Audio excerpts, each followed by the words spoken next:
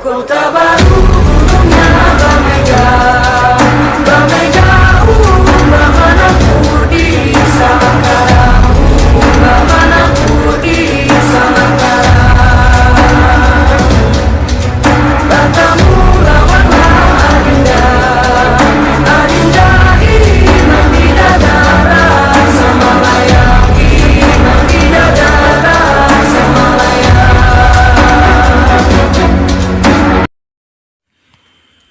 Asal mula Islam berpengaruh terhadap perkembangan akuntansi pada masa Nabi Muhammad SAW, masa kekhalifahan dan masa sekarang. Perintah Allah SWT yang disampaikan melalui Nabi untuk mencatat transaksi yang bersifat tidak tunai dan kewajiban umat Islam membayar zakat berimplikasi terhadap munculnya kebutuhan umat Islam untuk mengembangkan dan menerapkan akuntansi. Praktik akuntansi tersebut makin berkembang seiring dengan berkembangnya wilayah kekuasaan pemerintah Islam pada masa kekhalifahan. Beberapa bukti bahkan menunjukkan bahwa buku akuntansi yang dikarang oleh Luca Pacioli yang dikenal sebagai Bapak Akuntansi Modern merujuk pada praktik akuntansi yang diterapkan dan dikembangkan oleh masyarakat Islam pada saat itu. Pengaruh Islam terhadap perkembangan akuntansi. Yang pertama, dapat dilihat dari kondisi setelah berdiri dan berkembangnya pemerintahan Islam, yang dimana penyebaran Islam telah memperluas penggunaan angka Arab, ditandai dengan adanya angka 0 ke berbagai wilayah di dunia. Yang kedua, kewajiban mencatat transaksi tidak tunai yang terdapat dalam Al-Quran Surah Al-Baqarah ayat 282 yang artinya, hai orang-orang yang beriman, apabila kamu bermuamalah tidak secara tunai untuk waktu yang ditentukan, hendaklah kamu menuliskannya. Dan hendaklah seorang penulis di antara kamu menuliskannya dengan benar. Dan janganlah penulis enggan menuliskannya sebagaimana Allah mengajarkannya. Maka, hendaklah ia menulis dan hendaklah orang yang berhutang itu mendiktekan apa yang akan ditulis itu. Dan hendaklah ia bertakwa kepada Allah Tuhannya, dan janganlah ia mengurangi sedikit pun daripada hutangnya. Jika yang berhutang itu orang yang lemah akalnya, atau lemah keadaannya, atau dia sendiri tidak mampu mendiktekannya, maka hendaklah wali mendiktekannya dengan jujur. Tafsir ayat ini kemudian digunakan sebagai dasar pembukuan yang kemudian berkembang menjadi dasar akuntansi. Ketiga, kewajiban membayar zakat juga mendorong pemerintah Islam untuk membuat laporan keuangan Baitul Mal secara periodik, serta mendorong pedagang muslim untuk mengklasifikasikan hartanya sesuai ketentuan zakat dan membayarkan zakatnya jika telah memenuhi nishab dan haul. Sejarah akuntansi syariah. Akuntansi syariah bermula dari zaman Rasulullah, di mana pada abad ke-7 Rasul mendirikan Baitul Ma'al untuk mengelola penerimaan negara. Lalu dilanjutkan oleh 4 sahabat Rasul, yaitu 1. Abu Bakar As-Siddiq, di mana Abu Bakar As-Siddiq mempertahankan sistem pengelolaan Baitul Ma'al seperti zaman Rasulullah agar penerimaan dan pengeluaran dilakukan secara seimbang. 2. Umar bin Khattab. Pada masa ini, Umar bin Khattab memperkenalkan istilah diwan. Diwan adalah sebuah lembaga pemerintah di negara-negara Islam. Diwan mengurusi masalah gaji. Kemudian, Baitul Ma'al tidak hanya berpusat di Madinah dan juga mengenalkan istilah awal pembukuan yaitu jaridah atau jurnal. 3.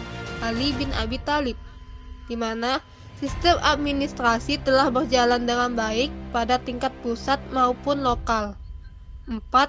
Umar bin Abdul Aziz, di mana Dikembangkannya bukti laporan keuangan. Selanjutnya dilanjutkan oleh Daulah Umayyah dan Daulah Abbasiyah. Hubungan peradaban Islam dengan buku Luca Pacioli. Pada tahun 1494, Luca Pacioli menerbitkan buku berjudul Summa de Arithmetica Geometria Proportioni ad Proportionalita. Jika diterjemahkan dalam bahasa Indonesia yaitu perhitungan matematika dan jual beli transaksi. Karena bukunya ini, Luca Pacioli disebut Bapak Akuntansi yang dianggap sebagai penemu sistem buku berpasangan double entry bookkeeping. Namun dari pernyataan ini menimbulkan beberapa tentangan dari berbagai kalangan peneliti, karena sebelumnya pada tahun 1363 Abdullah bin Muhammad bin Qiyya al-Mazindarani telah menulis buku yang berjudul Risalah Falakiyah Kitab As-Siyakat. Buku tersebut berisikan dasar-dasar praktik double entry bookkeeping. Sistem pencatatan akuntansi yang dikenal dengan kanan dan kiri. Jika dilihat dari tahun menerbitkan bukunya, perkembangan akuntansi berasal dari ilmuwan muslim terlebih dahulu daripada ilmuwan barat. Sejalan dengan peradaban Bal 1960, dalam Zaid 2006 menyatakan bahwa Luca Pacioli didasarkan pada tulisan Leonardo of Pisa, orang Eropa pertama yang menerjemahkan buku aljabar yang ditulis dalam bahasa Arab yang berisikan dasar-dasar bookkeeping. Perkembangan akuntansi syariah di Indonesia bermula ketika Bank Muamalat muncul pertama kali pada tahun 1991. Ikatan Akuntan Indonesia atau IAI melihat perkembangan dari Bank Muamalat tersebut dan meninjau kalau bank itu menganut syariah. Kemudian, Bank Indonesia, MUI, dan IAI bekerja sama membentuk PSAK 59 pada tahun 2002 tentang akuntansi perbankan syariah. Lalu, pada tahun 2006 berubah menjadi SAK Syariah. Pada tahun 2006 juga diterbitkan PSAK 101 sampai 109 yang disusun oleh Komite Akuntansi Syariah di bawah naungan IAI.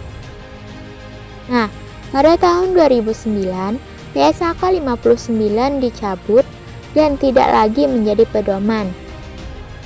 Salah satu alasan pencabutan PSAK ini yaitu dianggap tidak dapat mengakomodir perkembangan akuntansi syariah yang semakin pesat.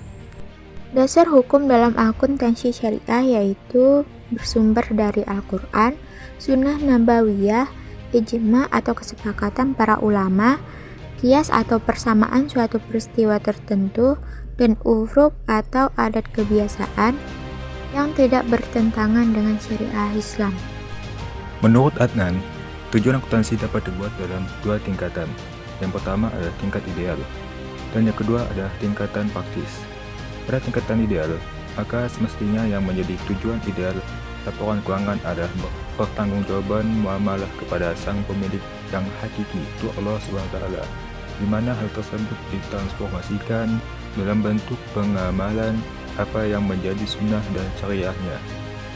Dengan kata lain, akuntansi harus terutama berfungsi sebagai media penghitungan zakat karena merupakan bentuk manifestasi kepatuhan seorang hamba atas perintah Sang Maha Kuasa.